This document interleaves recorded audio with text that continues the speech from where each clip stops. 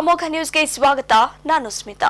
ತುಮಕೂರು ಜಿಲ್ಲೆಯ ಮಾದಿಗ ಸಮುದಾಯಕ್ಕೆ ರಾಜ್ಯಸಭಾ ಸದಸ್ಯ ಸ್ಥಾನ, ವಿಧಾನ ಪರಿಷತ್ ಸ್ಥಾನಕ್ಕೆ ನಾಮನಿರ್ದೇಶನ ಮತ್ತು ನಿಗಮ ಮಂಡಳಿಯಲ್ಲಿ ಹಾಗೂ ಸ್ಥಳೀಯ ಸರ್ಕಾರಗಳಿಗೆ ಹೆಚ್ಚಿನ ಆದ್ಯತೆ ನೀಡಿ ರಾಜ್ಯದಲ್ಲಿ ಒಳ ಮೀಸಲಾತಿ ಶೀಘ್ರವಾಗಿ ಜಾರಿ ಮಾಡುವಂತೆ ಸಾಮಾಜಿಕ ನ್ಯಾಯ ಒದಗಿಸುವಂತೆ ಜಿಲ್ಲಾಧಿಕಾರಿಗಳ ಮುಖಾಂತರ ಮುಖ್ಯಮಂತ್ರಿಗಳಿಗೆ ಮಾದಿಗ ಸಂಘಟನೆಗಳ ಒಕ್ಕೂಟ ಮನವಿ ಸಲ್ಲಿಸಿದೆ.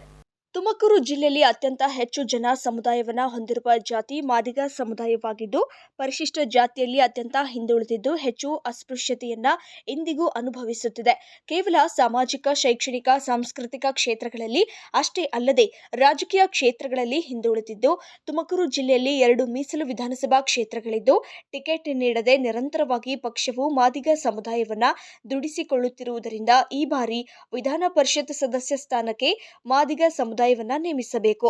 ರಾಜ್ಯಸಭಾ ಸ್ಥಾನಕ್ಕೆ ಜಿಲ್ಲಾ ಮಾದಿಗ ಸಮುದಾಯಕ್ಕೆ ಅವಕಾಶ ಕಲ್ಪಿಸಬೇಕು. ಸ್ಥಳೀಯ ಸರ್ಕಾರಗಳು ಚುನಾವಣೆಯಲ್ಲಿ ಮತ್ತು ಜಿಲ್ಲೆಗೆ ನಿಗಮ ಮಂಡಳಿ, ಸಿಂಡಿಕೇಟ್ ಸದಸ್ಯರು ಮುಂತಾದ ಕ್ಷೇತ್ರಗಳಲ್ಲಿ ಸಮುದಾಯಕ್ಕೆ ಕಾಂಗ್ರೆಸ್ ಕಾರ್ಯಕರ್ತರಿಗೆ ಅವಕಾಶವನ್ನ ಕೊಟ್ಟು ಮಾದಿಗ ಸಮುದಾಯಕ್ಕೆ ನ್ಯಾಯವನ್ನ ಒದಗಿಸಬೇಕು ಅಂತ ಮನವಿ ಸಲ್ಲಿಸಿದರು. ಪಕ್ಷ ಅಧಿಕಾರ ಬರಲಿಕ್ಕೆ ಬಹುಸಂಖ್ಯಾತ ಮಾದಿಗರು ಪ್ರಮುಖ ಕಾರಣ. ಹಾಗಾಗಿ ನಾವು ಒಳ ಮೀಸಲಾತಿ ವರ್ಗೀಕರಣವನ್ನು ಮಾಡ್ತಾರೆ ಅಂತ ಒಂದು ಆಶಾಭಾವನೆಯಿಂದ ಇಡೀ ರಾಜ್ಯದಲ್ಲಿರ್ತಕ್ಕಂಥ ಇಡೀ ಮಾದಿಗ ಸಮುದಾಯ ಕಾಂಗ್ರೆಸ್ ಪಕ್ಷಕ್ಕೆ ಮತದಾನ ಮಾಡಿ ಸರ್ಕಾರವನ್ನು ರಚನೆ ಮಾಡಲಿಕ್ಕೆ ಪ್ರಮುಖ ಕಾರಣ ಆಯಿತು. ಆದರೆ ಒಳ ಮೀಸಲಾತಿ ಏನು ಸುಪ್ರೀಂ ಕೋರ್ಟ್ ಪಾವಗಡ ಪಟ್ಟಣದ ಸ್ವಾಮಿ ವಿವೇಕಾನಂದ ಕಾಲೇಜಿನ ಆವರಣದಲ್ಲಿ ವೃದ್ಧರ ಅಭಿವೃದ್ಧಿ ಸಂಘ, ಬೆಂಗಳೂರು ವಯೋವಿಕಾಸ ಹಿರಿಯ ನಾಗರಿಕರ ಸಂಘದ ವತಿಯಿಂದ ಹೆಲ್ತ್ ಕಾರ್ಡ್ ನೋಂದಣಿ ಮತ್ತು ವಿತರಣೆ ಕಾರ್ಯಕ್ರಮ ಆಯೋಜಿಸಲಾಗಿತ್ತು. ಕಾರ್ಯಕ್ರಮ ಉದ್ಘಾಟಿಸಿ ಮಾತನಾಡಿದ ಕಿಸಾನ್ ರೈತ ಸಂಘದ ರಾಜ್ಯಾಧ್ಯಕ್ಷ ನಾಗಭೂಷಣ್ ರೆಡ್ಡಿ, ಹಿರಿಯ ವೃದ್ಧ ಜೀವಿಗಳ ಸೇವೆ ನಾರಾಯಣನ ಸೇವೆ ಇದ್ದಂತೆ ವೃದ್ಧರು ಆರೋಗ್ಯದ ಬಗ್ಗೆ ಕಾಳಜಿ ವಹಿಸುವುದು ಮಾನವೀಯತೆ ಮಹಾಕಾರ್ಯ. 70 ವರ್ಷ ತುಂಬಿದ ವಯೋವೃದ್ಧರಿಗೆ ಉಚಿತವಾಗಿ ಆಯುಷ್ಮಾನ್ ಡಿಜಿಟಲ್ ಆರೋಗ್ಯ ಕಾರ್ಡ್ ಮಾಡಿಕೊಡಲು ಈ ಕಾರ್ಯಕ್ರಮ ಹಮ್ಮಿಕೊಳ್ಳಲಾಗಿದ್ದು, ಈ ದಿನ ಈ ಒಂದು ಹೆಲ್ತ್ ಕಾರ್ಡ್ ಅನ್ನು ಡಾಕ್ಟರ್ ಜಿ ವೆಂಕಟರಾಮಯ್ಯ ಅವರ ನೇತೃತ್ವದಲ್ಲಿ ಅವರ ಒಂದು ಸಲಹೆ ಮೇರೆಗೆ ಈ ಒಂದು ಕಾರ್ಯಕ್ರಮವನ್ನು ಮಾಡ್ತಾ ಇದ್ದೀವಿ. ಈ ಕಾರ್ಯಕ್ರಮವನ್ನು ಈ ಬೆಂಗಳೂರಿನಿಂದ ಬಂದಿರತಕ್ಕಂಥ ಶ್ರೀನಿವಾಸ ಮತ್ತು ಅವರ ತಂಡದವರ ಬಹಳ ಸುಸಜ್ಜಿತವಾಗಿ ಎಲ್ಲ ಜನರಿಗೂ ಒಂದು ಸಾಮಾನ್ಯವಾದ ಜನ ಬಂದರೂ ಅಷ್ಟೇ ನಮ್ರತೆಯಿಂದ ಅವರನ್ನು ಒಂದು ವಿಶ್ವಾಸಕ್ಕೆ ತೆಗೆದುಕೊಂಡು ಅವರಿಗೆ ಉತ್ತಮವಾದ ಕೆಲಸಗಳನ್ನು ಮಾಡಿ ಒಂದು ಹೆಲ್ತ್ ಕಾರ್ಡ್ ಅನ್ನು ಕೊಡುತ್ತಿದ್ದಾರೆ.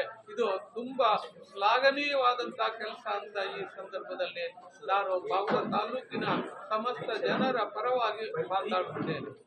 ಪಟ್ಟಣ ಮತ್ತು ಹಳ್ಳಿಯ ಹಲವು ಮಂದಿ ವೃದ್ಧರು ಈ ಸದುಪಯೋಗ ಪಡೆದುಕೊಳ್ಳಬೇಕು ಎಂದರು. ಇನ್ನು ಕಾರ್ಯಕ್ರಮದಲ್ಲಿ doctor G Venkataramaiah, RT Khan, Venkatareddy ಇತರರು ಉಪಸ್ಥಿತರಿದ್ದರು. Srinath PG, Amogha TV, Pavagada. ಮಾನ್ವಿ ತಾಲೂಕಿನಲ್ಲಿ ಕೊರವಿ ಗ್ರಾಮದ ಸರ್ಕಾರಿ ಹಿರಿಯ ಪ್ರಾಥಮಿಕ ಶಾಲೆಯ ಮುಂಭಾಗ ದುರುಳರು ವಾಮಾಚಾರ ವಾತಾವರಣ ಸೃಷ್ಟಿಸಿದ್ದು ವಿದ್ಯಾರ್ಥಿಗಳು ಶಾಲೆಗೆ ತೆರಳಲು ಭಯಭೀತರಾಗಿದ್ದಾರೆ. ಶಾಲೆಗಳೆಂದರೆ ಜ್ಞಾನಾರ್ಜನೆಯ ಕೇಂದ್ರ. ಆದರೆ ಮಾನ್ವಿ ತಾಲೂಕು ಕೊರವಿ ಗ್ರಾಮ ಸರ್ಕಾರಿ ಹಿರಿಯ ಪ್ರಾಥಮಿಕ ಶಾಲೆಯ ಆವರಣದಲ್ಲಿ ಕಿಡಿಗೇಡಿಗಳು ಅರಿಶಿನ ಕುಂಕುಮ ಸೇರಿದಂತೆ ಇತರೆ ವಸ್ತುಗಳನ್ನು ಚೆಲ್ಲಾಡಿ ಮಾಟ ಮಂತ್ರದ ವಾತಾವರಣ ಸೃಷ್ಟಿಸಿದ್ದು ವಿದ್ಯಾರ್ಥಿಗಳು ಕಂಡು ಭಯಭೀತರಾಗಿದ್ದಾರೆ. ಸ್ಥಳಕ್ಕೆ ಮಾನ್ವಿ ಪೊಲೀಸರು ಭೇಟಿ ನೀಡಿ ಪರಿಶೀಲನೆ ನಡೆಸಿ ತನಿಖೆ ಕೈಗೊಂಡಿದ್ದು ಆರೋಪಿಗಳ ವಿರುದ್ಧ ಕ್ರಮ ಜರುಗಿಸುವ ಭರವಸೆ ನೀಡಿದ್ದಾರೆ. ಸರ್, ನನ್ನ ಹೆಸರು ಕೊರವೆ ನಾಯಕ್ ಅಂತ ಹೇಳಿ, ಗ್ರಾಮ ಪಂಚಾಯತ್ ಸದಸ್ಯ ಸರ್. ಯಾವ ಊರು sir? Koravi sir. Koravi sir. Sir, ಏನು ಸರ್ ಸಮಸ್ಯೆ ಆಗಿದೆ ಸ್ಕೂಲಲ್ಲಿ? ಏನಂತ ಏನಿಲ್ಲ ಸರ್, ನಿನ್ನೆ ಅಮಾವಾಸ್ಯೆ ಈ ಥರ ಸ್ಕೂಲಲ್ಲಿ ಬಾಗಿಲಿ ಬಂದು ಅವ್ರು ಏನೇನು ಮಾಡ್ಬೇಕು ಮಾಡೋಗ್ಯಾರ. ಆದ್ರೆ ಮಕ್ಕಳಿಗೆ ಮಾಡಿರು, ಅದಕ್ಕೆ ಟೀಚರ್ಗೆ ಮಾಡಿರು, ಯಾವ್ದಕ್ಕೆ ಮಾಡ್ಯಾರ ಅಂತ ಗೊತ್ತಿಲ್ಲ ಸರ್. ಮತ್ತೆ ಆಮೇಲೆ ಆ ಮೊನ್ನೆ 2 ದಿವಸ ಏನು ಮೋಟ್ರ ಪೈಪ್ ಅವು ಏನು ಕಟ್ ಮಾಡ್ರಂತ ಸರ್. ಇದೇ ಥರ ಮಾಡ್ಕೊಂತ ಹೋದ್ರೆ ಮುಂದೆ ಭಾಳ ತ್ರಾಸ ಆಗುತ್ತೆ ಸರ್. ಹಂಗಾಗಿ ಈ ಘಟನೆ ನಡಿಬಾರ್ದು ಅಂತೇಳಿ ಇದು ಅಲ್ಲ ಸರ್, ಈ ರೀತಿಯಾಗಿ ಇದು ಒಂದು ಸರ್ಕಾರಿ ಶಾಲೆಯಲ್ಲಿ ವಾಮಾಚಾರ ಮಾಟ ಮಂತ್ರ ಮಾಡಿದಾರ ಅಂದ್ಮೇಲೆ ನೋಡಿ ಸರ್, ಊರಿಂದಿದು ಯಾರ್ದು ವಸ್ತು ಏನಲ್ಲದು, ದೈವದ್ದು. ಎಲ್ಲಾರ ಮಕ್ಕಳು ಬರ್ತಾವ, ಯಾರಾದ್ರೂ ಮಕ್ಕಳು ಬರ್ತಾವ, ಊರಿಂದಿದು. ಆದ್ರೆ ಈ ತರ ಮಾಡಬಾರ್ದು ಮಕ್ಕಳಿಗೆ. ಅವ್ರು ಮಾಡ್ತಾರಂದ್ರೆ ಅದಕ್ಕೆ ಅರ್ಥ ಏನ ಸರ್? ಮತ್ತೆ ಹಿಂಗಾದ್ರೆ ಹೆಂಗ್ ಸರ್? ಏನಾದ್ರು ಅನಾಹುತಾದ್ರೆ ಯಾರು ಜವಾಬ್ದಾರಿ ಸರ್?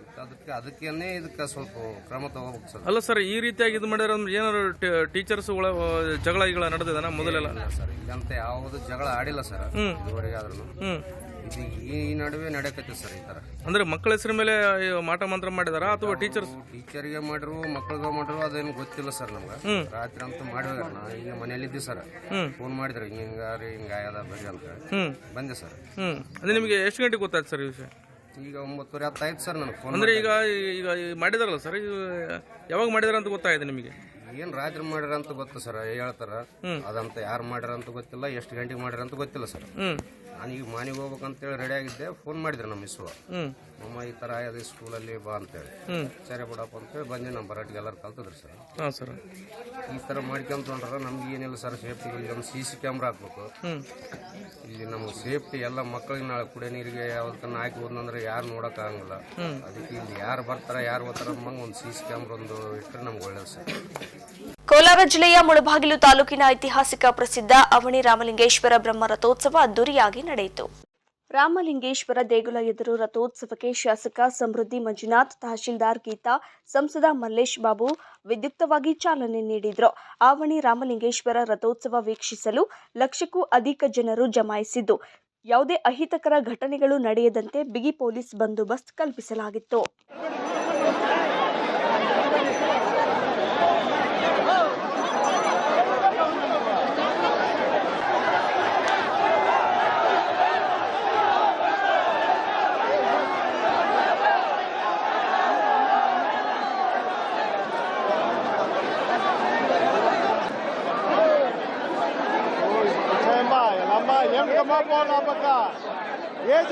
ಯಾರು ಹೋಗ್ತಾ ಕುಸೋಲ್ಲ.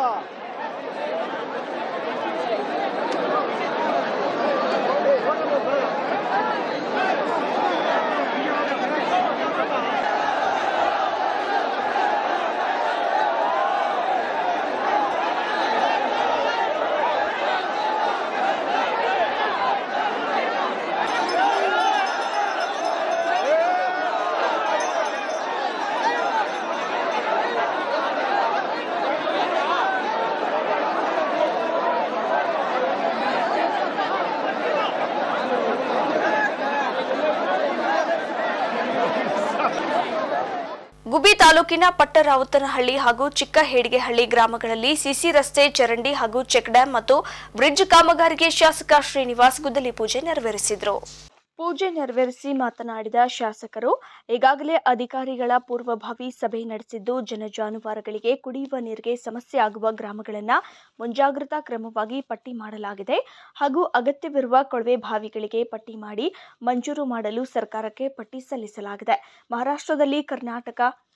ಮಹಾರಾಷ್ಟ್ರದಲ್ಲಿ ಕರ್ನಾಟಕದ ಬಸ್ ಡ್ರೈವರ್ಗಳಿಗೆ ಕಪ್ಪು ಮಸಿ ಬಳಿದು ಕಿಡಿಗೇಡಿಗಳು ಅಟ್ಟಹಾಸ ಮೆರೆದಿದ್ದಾರೆ. ಈ ಸಂಬಂಧ ಸಮಸ್ಯೆ ಆಗದಂತೆ ಮಹಾರಾಷ್ಟ್ರದ ಸಚಿವರೊಂದಿಗೆ ಮಾತನಾಡಲಾಗಿದೆ. ಡಿಕೆ ಶಿವಕುಮಾರ್ ಅವರು ಮೊದಲಿನಿಂದಲೂ ಸಿದ್ಧಾಂತ ಇಟ್ಟುಕೊಂಡು ಬದ್ಧತೆಯಿಂದ ರಾಜಕಾರಣ ಮಾಡುತ್ತಾ ಬಂದಿದ್ದಾರೆ. ವಿರೋಧ ಪಕ್ಷದವರು ಸುಮ್ಮನೆ ಗೂಬೆ ಕೂರಿಸುವ ಕೆಲಸ ಮಾಡುತ್ತಾರೆ. ವಿದ್ಯುತ್ ಸಮಸ್ಯೆ ಇಡೀ ರಾಜ್ಯದಲ್ಲಿ ಇದ್ದು, ಹೆಚ್ಚುವರಿ ಉಪಸ್ಥಾವರ ಘಟಕಗಳನ್ನು ಸ್ಥಾಪನೆ ಮಾಡಿ ರೈತರಿಗೆ ಸಮರ್ಪಕ ವಿದ್ಯುತ್ ನೀಡುವುದಾಗಿ ಭರವಸೆ ನೀಡಿದರು. ನಾವು ಅದಕ್ಕೆ ಈಗೇನು ಮಾಡ್ತಾ ಇದ್ದೀವಿ, ತೊಳೆಕೊಪ್ಪದ ಒಂದು ಮಾಡ್ತಾ ಇದ್ದೀವಿ, ಹೆಬ್ಬಳ್ಳಿತ ಒಂದು ಮಾಡ್ತಾ ಇದ್ದೀವಿ, ಬೋಕ್ಸ್ ಅಂತ ಒಂದು ಮಾಡ್ತಾ ಇದ್ದೀವಿ, MMA ಕಾವಲ್ಲ ಒಂದು ಮಾಡ್ತಾ ಇದ್ದೀವಿ, ಜೀವಸಳಿತ ಈ ತಿಂಗಳು ಎಂಡಲ್ಲಿ ಪ್ರಾರಂಭ ಮಾಡ್ತೀವಿ. ಆಮೇಲೆ ತೊರೆಹಳ್ಳಿ ಕ್ರಾಸಲ್ಲಿ ಒಂದು ಮಾಡ್ತಾ ಇದ್ದೀವಿ, ಗಂಗಾ ಕ್ಷೇತ್ರ ಒಂದು ಮಾಡ್ತಾ ಇದ್ದೀವಿ. ಇಷ್ಟು MESS ಈ ವರ್ಷ ಟೆಂಡ್ರ್ ಮಾಡಿ ಮುಂದಿನ ವರ್ಷದಿಂದ ಅವು ಕಾರ್ಯಾರಂಭ ಮಾಡೋಂಗೆ ಮಾಡ್ತಾ ಇದ್ದೀವಿ. ಎಲ್ಲವೂ ಟೆಂಡರ್ ಆಗಿವೆ. ಒಂದು ಬಿಟ್ಟು ಗಂಗಾದ್ದು ಅದು ಕೋರ್ಟಾಗಿದೆ, ಅದೊಂದು ಬಿಟ್ಟು ಇನ್ನು ಮಿಕ್ದವೆಲ್ಲ ಟೆಂಡರ್ ಮಾಡಿಸಿದ್ದೀವಿ.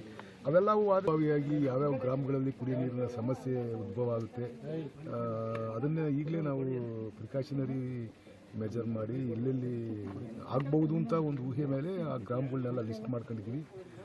ಅಲ್ಲೆಲ್ಲ ಬೋರ್ಗೆ ಪ್ರಾವಿಷನ್ ಮಾಡ್ಕೊಂಡು ಮತ್ತು ಏನೇನು ನಾವು ಕುಡಿಯೋ ನೀರಿಗೆ ಕ್ರಮಗಳು ತಗೊಬೇಕು ಈ ಬೇಸಿಗೆನಲ್ಲಿ ಅನ್ನೋದ್ರ ಬಗ್ಗೆ ಪೂರ್ವಭಾವಿಯಾಗಿ ಸರ್ವೆ ಮಾಡ್ಕೊಂಡಿದ್ದೀವಿ. ಅವೆಲ್ಲವನ್ನು ಕೂಡ ಅಪ್ರೂವಲ್ಗೆ ಸರ್ಕಾರ ಕಳಿಸ್ತಾ ಇದೆ. ಇನ್ನು ಈ ಸಂದರ್ಭದಲ್ಲಿ ಪುಟ್ಟರಾಜು, TG ಲಿಂಗಪ್ಪ, ಮಂಜುನಾಥ್, ಬಸವರಾಜು, ಕೋದಂಡಯ್ಯ ಸೇರಿದಂತೆ ಗ್ರಾಮಸ್ಥರು ಹಾಜರಿದ್ದರು. ರಂಗನಾಥ್, ಅಮೋಕ್ ಟಿವಿ, ಗುಬ್ಬಿ. ಗ್ರಾಮದ ಅಭಿವೃದ್ಧಿ ಕಾಮಗಾರಿಗಳಿಗೆ ಅಡ್ಡಿಪಡಿಸುತ್ತಿದ್ದಾರೆ ಎಂದು ಸುಳ್ಳು ಆರೋಪ ಮಾಡಿರುವ ನಂದಿಹಳ್ಳಿ ಗ್ರಾಮದ ಎನ್ಬಿ ಗವಿರಂಗಯ್ಯ, ದೇವರಾಜು ಮತ್ತು ಮಲ್ಲೇಶಣ್ಣನವರ ವಿರುದ್ಧ ಚಿಕ್ಕನಾಯಕನಹಳ್ಳಿ ಯೂತ್ ಕಾಂಗ್ರೆಸ್ ಅಧ್ಯಕ್ಷರಾಗಿರುವ ನಂದಿಹಳ್ಳಿ ಗ್ರಾಮದ ಮಣಿಕಂಠ ಎನ್ಎಲ್ ಸುದ್ದಿಗೋಷ್ಠಿ ಸತ್ಯಾಂಶ ಹೊರಹಾಕಿದ್ದಾರೆ. ತನ್ನ ಮನೆಗೆ ಸೀಪೇಜ್ ಸಮಸ್ಯೆ ಉಂಟಾಗುತ್ತಿದ್ದರಿಂದ ನಂದಿಹಳ್ಳಿ ಗ್ರಾಮದ ರಾಜಕೀಯ ಪ್ರಭಾವಿ ವ್ಯಕ್ತಿಯೊಬ್ಬರು ಮನೆ ಪಕ್ಕದಲ್ಲಿರುವ ಊರ ಕೆರೆಯನ್ನೇ ಮುಚ್ಚಿಸಿ ಬಿಡುವ ಅಕ್ರಮ ಕಾಮಗಾರಿಯನ್ನು ನಡೆಸುತ್ತಿದ್ದಾರೆ. ಈ ಕಾಮಗಾರಿಗೆ ಸಾರ್ವಜನಿಕರ ತೆರಿಗೆ ಹಣ ದುರ್ಬಳಕೆ ಆಗ್ತಾ ಇದೆ. ಊರಿನ ಸಾರ್ವಜನಿಕ ಕೆರೆಯನ್ನು ಅವೈಜ್ಞಾನಿಕವಾಗಿ ಮುಚ್ಚೋದ್ರಿಂದ ಪರಿಸರ ಮತ್ತು ಭೂಮಿಯ ಮೇಲೆ ಉಂಟಾಗುವ ಪರಿಣಾಮಗಳೇನು, ಅಂತರ್ಜಲ ಮಟ್ಟದ ಮೇಲೆ ಉಂಟಾಗುವ ಪರಿಣಾಮಗಳೇನು ಎಂಬುದನ್ನು ದಾಖಲೆ ಸಮೇತ ವಿವರಿಸಿದ ಮಣಿಕಂಠನ್ ಎಲ್ಲವರು ಇಲ್ಲಿ ಸುಪ್ರೀಂ ಕೋರ್ಟ್ ತೀರ್ಪಿನ ಉಲ್ಲಂಘನೆ ಆಗಿರುವುದನ್ನು ವಿವರಿಸಿದರು. ತಮ್ಮ ಮೇಲೆ ಸುಳ್ಳು ಆರೋಪ, ಅಪಪ್ರಚಾರ ಹಾಗೂ ತಮ್ಮ ತೇಜೋವಧೆ ನಡೆಸುವ ಪ್ರಯತ್ನಗಳು ಮತ್ತೆ ಮುಂದುವರೆಸಿದ್ರೆ ಅಂತವರ ವಿರುದ್ಧ ಮೊಕದ್ದಮೆ ದಾಖಲಿಸುವುದಲ್ಲದೆ 50 ಲಕ್ಷ ರೂಪಾಯಿಗಳ ಮಾನ ನಷ್ಟವನ್ನ ಹೂಡುತ್ತೇನೆ ಅಂತ ಮಣಿಕಂಠ ಎಲ್ಎನ್ ಎಚ್ಚರಿಕೆಯನ್ನ ನೀಡಿದ್ದಾರೆ. ನಾನು ಚಿಕ್ಕಣ್ಣವ್ರಿಗೆ ನಮ್ಮ ಪಂಚಾಯತಿ ಅಭಿವೃದ್ಧಿ ಅಧಿಕಾರಿಗೆ ಮೆಸೇಜ್ ಮಾಡಿದ್ದೆ ವಾಟ್ಸಪ್ ಅಲ್ಲಿ. ಸರ್ ಬಿ ಖಾತಾ ಆಂದೋಲನ ಸರ್ಕಾರ ಆದೇಶ ಮಾಡಿದೆ, ಸ್ಟಾರ್ಟ್ ಮಾಡಿ, ಪ್ರತಿ ಹಳ್ಳಿಗೆ ಹೋಗಿ ಸರ್ ಅದ್ರ ಬಗ್ಗೆ ಮಾಹಿತಿ ಕೊಡಿ, ಖಾತೆಗಳಾಗ್ಲಿ. ಯಾಕೆಂದ್ರೆ ಕೆಲವು ಮಧ್ಯಮವರ್ತಿಗಳಿಗೆ ನಮ್ ರೈತರು ದುಡ್ಡು ಕೊಡ್ತವ್ರೆ, ಅದೆಲ್ಲ ಸ್ವಲ್ಪ ತಡೀರಿ, ಈ ತರ ಮಾಡಿ ಸರ್ ಜನಗಳ್ಗಾಗ ಅಂತ ಹೇಳಿದೀನಿ. ಅವ್ರಿಗೆ PDO ಅವ್ರಿಗೆ ನನ್ ಮೇಲೆ ಅಷ್ಟೇ ಅನುಕಂಪ ಇದೆ. ಅವ್ರಿಗೆ ಗೊತ್ತು ಮನುಷ್ಯ ಏನು ಮಣಿ ಅನ್ನೋದು. ಅವ್ರು ಯಾವತ್ತೂ ನನ್ ಬಗ್ಗೆ ಆಪಾದನೆ ಮಾಡಿಲ್ಲ ಕೆಟ್ಟದಾಗಿ, ನಾನು ಅವ್ರ ಬಗ್ಗೆ ಮಾಡಿಲ್ಲ. ಆದ್ರೆ ಇವ್ರು ಇದಾರಲ್ಲ ಕೆಲವರು, ಇವ್ರು ನನ್ ಮೇಲೆ ಏನಾದ್ರು ಮಾಡೋ ತೇಜವಧೆ ಮಾಡ್ಬೇಕು ಅಂತಲೇ ಇದಾರಲ್ಲ, ಅವ್ರಿಗೆ ನಾನು ಎದ್ರಲ್ಲ. ನೀವು ನನ್ ಮೇಲೆ ಏನೇ ಬಂದ್ರು ನಾನು ಹೇಳ್ತೀನಿ ಕೇಳಿ. ನೀವು ಕಾನೂನೊಳಗೆ ಓಡಾಡ್ತೀರಾ, ಕಾನೂನೊಳಗೆ ಓಡಾಡ್ತೀನಿ. ನೀವು ಅದು ಬಿಟ್ಟು ನಾವು ಅವನ್ನೇನೋ ಮಾಡ್ತೀವಿ, ಸುಮ್ನೆ ಊರೊಳಗೆ ಕೂಗಾಡೋದು, ನನ್ನ ಹೆಸರಾಳು ಮಾಡೋದು, ಊರೊಳಗೆ ನಾನು ಚಾಕ್ ಇಟ್ಕೊಂಡ್ ಓಡಾಡ್ತೀನಿ, ಇವಾಗ ನಾನು ಎದ್ರಲ್ಲ ಸ್ವಾಮಿ. ನೀವು ಅದನ್ನ ತಿಳ್ಕೊಂಡ್ಬಿಡ್ರಿ. ನಿಮ್ದಿದೆಯಾ ಡಾಕ್ಯುಮೆಂಟ್ ಕೊಡ್ತೀನಿ. ನಾನೇನಾರು ಮುಂದಕ್ಕೆ ಹೋದ್ರೆ ಸರ್ಕಾರದ ಲೆವೆಲಿಗೆ ತಾಂಡೋಗ್ತೀನಿ. ತಾಂಡೋಗ್ಬಿಟ್ಟಿದ್ರದ್ದು ಏನಾಗ್ಬೇಕು ಕ್ರಮ, ಸರ್ಕಾರ ಕಾನೂನುಗಳಲ್ಲಿ ಆಗ್ಲಿ ಬಿಡ್ರಿ ಕ್ರಮ. ಏನ್ ಎಲ್ಲದಕ್ಕೂ ಏನು ನನ್ನ ಮಣಿಕಂಠ ಒಬ್ಬ ಹಿಂದುಳಿದ ವರ್ಗ, ಅವ್ನ್ಗೆ ಯಾರು ಇಲ್ಲ, ಅವ್ನ್ ತೇಜವಧೆ ಮಾಡ್ಬಿಡಣ, ಅವ್ನ ಭವಿಷ್ಯನೇ ಹಾಳು ಮಾಡೋಣ. ಈ ಕೆಟ್ಟ ಗುಣ ಯಾಕ್ರೆ? ನಿಮಗೂ ಒಬ್ಬೊಬ್ರು ಮಕ್ಳಿದಾರೆ, ನೀವು ಮಕ್ಳಿದ್ದು ಸಮಾಜಕ್ಕೊಂದು ಒಳ್ಳೇದ್ ಮಾಡ್ರಿ. ಜನ ನಿಮ್ಮನ್ನೇ ಅವಾಗ ಅರಸ್ತಾರೆ. ನೀವು ಸಮಾಜಕ್ಕೆ ಒಳ್ಳೇದ್ ಮಾಡಿದ್ರೆ ನಿಮ್ ML election MP election vote ಬಂದಿರವು, ಸರಿನಾ? ಸಮಾಜಕ್ಕೆ ನಮ್ಮ ಸಿದ್ದರಾಮಣ್ಣ ಸರ್ PDO ಆಗಿದ್ರ ಹಿಂದೆ ಅವ್ನು ಇವತ್ತು ನಾನು ಕೈ ಮುಗಿತೀನಿ ಮನ್ಸಿಂದ. ಯಾಕೆಂದ್ರೆ ಏನೇ ಬರ್ಲಿ ಪಂಚಾಯತಿಗೆ ತಿಮ್ಲಾಪುರ ಅಭಿವೃದ್ಧಿ ಗ್ರೂಪ್ ಅಲ್ಲಿ ಈಗ ಅವರು ಎಲ್ಲಾದ್ನೂ ಶೇರ್ ಮಾಡೋರು. 2 ವರ್ಷ ಇದ್ರು, ಅದಕ್ಕೆ ಅವ್ರು ಇವತ್ತು PDO ಎಲ್ರು ನಾವು ಇಷ್ಟಪಡ್ತೀವಿ. ನಾನ್ ಮೆಚ್ಚಿ. ಚೇತನ್, ಅಮೋಕ್ ಟಿವಿ, ಚಿಕ್ಕನಾಯಕನಹಳ್ಳಿ. ಅತಿಕ್ರಮಣ ಜಾಗ ತೆರವುಗೊಳಿಸಿದ ಪುರಸಭೆ ಮುಖ್ಯಾಧಿಕಾರಿ ಹರಳಯ್ಯ ಸಮಾಜದ ಮುಖಂಡರು ತರಾಟೆಗೆ ತೆಗೆದುಕೊಂಡಿರುವ ಘಟನೆ ಅಥಣಿ ಪಟ್ಟಣದಲ್ಲಿ ನಡೆದಿದೆ. ಡಾಕ್ಟರ್ ಬಾಬು ಜಗಜ್ಜೀವನರಾಮ ಚರ್ಮೋದ್ಯೋಗ ಕೈಗಾರಿಕಾ ನಿಗಮದಿಂದ ಮಂಜೂರಾಗಿದ್ದ ಸ್ಥಳವನ್ನ ಸ್ಥಳೀಯರು ಅನಧಿಕೃತವಾಗಿ ಒತ್ತುವರಿ ಮಾಡಿಕೊಂಡ ಕುರಿತು ಪುರಸಭೆ ಅಧಿಕಾರಿಗಳು ಸಾಕಷ್ಟು ಬಾರಿ ತಿಳಿಸಿದ್ರು. ಯಾವುದೇ ರೀತಿಯ ಕ್ರಮ ಕೈಗೊಳ್ಳದ ಕಾರಣ ಪುರಸಭೆ ಮುಖ್ಯಾಧಿಕಾರಿ ಅಶೋಕ್ ಗುಡಿಮನಿಗೆ ಹರಳಯ್ಯ ಸಮಾಜ ಮುಖಂಡರು ಚಳಿ ಬಿಡಿಸಿದ್ದಾರೆ. ಮತ್ತೆ ಮನೆಗಳು ಕಟ್ಕೊಳ್ಳೋಕೆ ಚಾಲು ಮಾಡ್ತಾರೋ, ಇಲ್ಲಿ ಇರುವಂಥ ಎಲ್ಲಿ ಜಾಗಗಳು ಸಿಗೋದಿಲ್ಲ. ನಮಗೆ ಹಣ ಎಲ್ಲ ಕವರ್ ಮಾಡಿಬಿಡ್ತಾರೋ. ಅದಕ್ಕೆ ಏನೈತಿ, ನೀವು ಅದನ್ನು ತುರಂತ ಬಂದ್ ಮಾಡ್ತಾರೆ. ಇವ್ರಿಗೆ 10 ಸಲ ಹೇಳಿದ್ವಿ, ಇವ್ರು ಯಾವುದೂ ಆ್ಯಕ್ಷನ್ ತೊಗೊಳ್ಳಿಲ್ಲ. ಆಮೇಲೆ ಇದ್ರ ಬಗ್ಗೆ ನಾವು ಸ್ವತಃ ಇವತ್ತು ಬಂದು ಘೆರಾವ್ ಹಾಕಿ ಅವ್ರು ಸ್ವತಃ ಸ್ಪಾಟಿಗೆ ತೊಗೊಂಡು ಹೋಗಿ ಅವ್ರಿಗೆ PS ಅವರು ಬಂದಿದ್ದರು, ನಮ್ಮದು ಎಲ್ಲ ಸಮಾಜದವ್ರು ಬಂದಿದ್ದರು, ಹೋಗಿ ತೋರಿಸಿದ್ವಿ. ಅದಕ್ಕೆ ಮನವರಿ ಮಾಡಿಕೊಟ್ಟಿದ್ವಿ. ಈ ಜಾಗ ಸರ್ಕಾರದೈತಿ, ಅವರಿಗೆ ಈ ಜಾಗಕ್ಕೆ ಏನೂ ಸಂಬಂಧ ಇಲ್ಲ. ರಮೇಶ್ ಯಾದವ್ನವ್ರಿಗೆ ಈ ಜಾಗಕ್ಕೆ ಏನೂ ಸಂಬಂಧ ಇಲ್ಲ. ಆಗೋಸ್ಕರ ಅದನ್ನು ತೆರವುಗೊಳಿಸಬೇಕಂತೇಳಿ ನಾವು ನಿರ್ಧಾರ ತೊಗೊಂಡು ಎಲ್ಲ ಸಮಾಜರು ಬಂದು ಘೆರಾವ್ ಹಾಕಿದಾಗ ಇದಕ್ಕೆ ಪುರಸಭೆ ಎಲ್ಲರಿದ್ದರು, ಹೋಗಿ ಸ್ಪಾಟ್ ನೋಡಿ ಅದನ್ನು ತೆರವುಗೊಳಿಸ್ತೀವಿ ಅಂತೇಳಿ ಇವತ್ತು ನಮಗೆ ಭರವಸೆ ಕೊಟ್ಟಿದ್ದಾರೆ. ಸಾಯಂಕಾಲ 4 ಗಂಟೆಗೆ ಅದನ್ನು ನಾವು ತೆರವುಗೊಳಿಸ್ತೀವಿ ಅಂತ ಹೇಳಿದ್ದಾರೆ. ಆದರೆ ಇನ್ನೂ ತನಕ ತೆರವುಗೊಳಿಸೋರು ಏನು ಮಾಡ್ತಾರೆ ನಮ್ಗೆ ಗೊತ್ತಿಲ್ಲ. ಇನ್ನು ಮುಂದೆ ತೆರವುಗೊಳಿಸಲಿಲ್ಲ ಅಂದ್ರೆ ನಾವು ಮತ್ತೆ ಬಂದು ಧರಣಿ ಮಾಡೋರು, ಮತ್ತು ನಾವು ಬೀಗ ಜಡಿತೀವಿ, ಪುರಸಭೆಗೆ ಚಾವಿ ಜಡಿತೀವಿ. ಇದ್ರ ಉಗ್ರ ಹೋರಾಟ ಮಾಡ್ತೀವಿ. ಇದಕ್ಕೇನಾದ್ರು ಅನಾಹುತ ಆದ್ರೆ ಚೀಫ್ ಆಫೀಸರ್ ಹೊಣೆಗಾರರು. ಇದಿಷ್ಟು ಸುದ್ದಿಗಳು ನೋಡ್ತಾ ಇರಿ ಅಮೋಕ್ ಟಿವಿ, ಎಂದೆಂದಿಗೂ ನಿಮ್ಮೊಂದಿಗೆ.